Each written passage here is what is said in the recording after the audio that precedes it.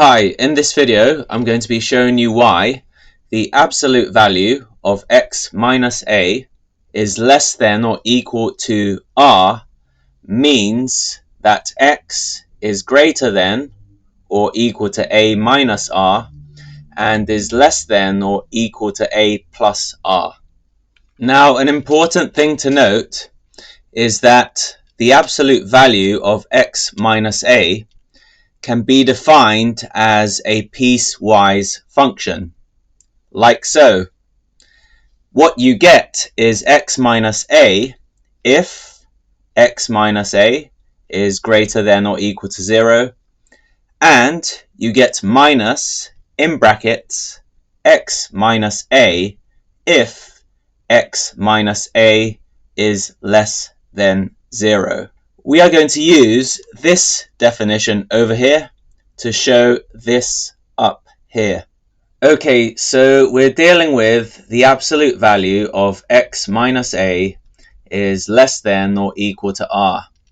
Now let's look at the first case when x minus a is greater than or equal to 0.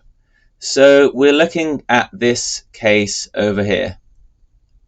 When this is true, we get x minus a will be less than or equal to r.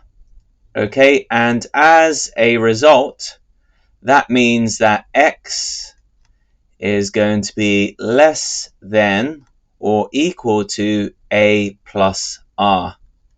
Okay, because what we're doing to this inequality over here is adding a to both sides. So we end up with this result over here.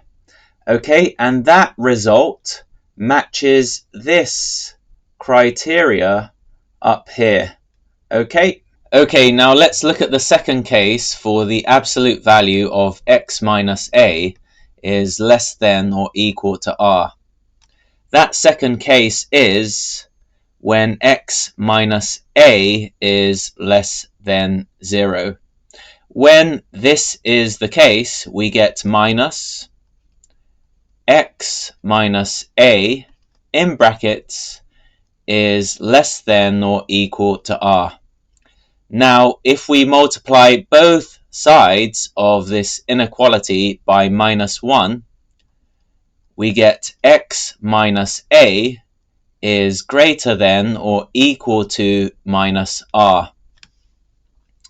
Okay, we have to flip around the inequality sign because we've multiplied both sides of this inequality by a negative number. Okay, so we get x minus a is greater than or equal to minus r. And this is going to mean that x is greater than or equal to a minus r. Okay, because we can add a to both sides of this inequality. Now this over here is the same as x is greater than or equal to a minus r. And this right here matches the criteria that we have up here, right? Which means we can reach the final conclusion. Okay, so what's the final conclusion? For the absolute value of x minus a is less than or equal to r, we have x is less than or equal to a plus r. Let's write that down over here. Okay, so this over here went right here. And we have x is greater than or equal to a minus r. Okay, so whenever we see this up here, okay, we can assume that x is greater than or equal to a minus r, or less than or equal to a plus r. If you have any questions related to this video, please leave them in the comment section. I'll try to respond as soon as I can.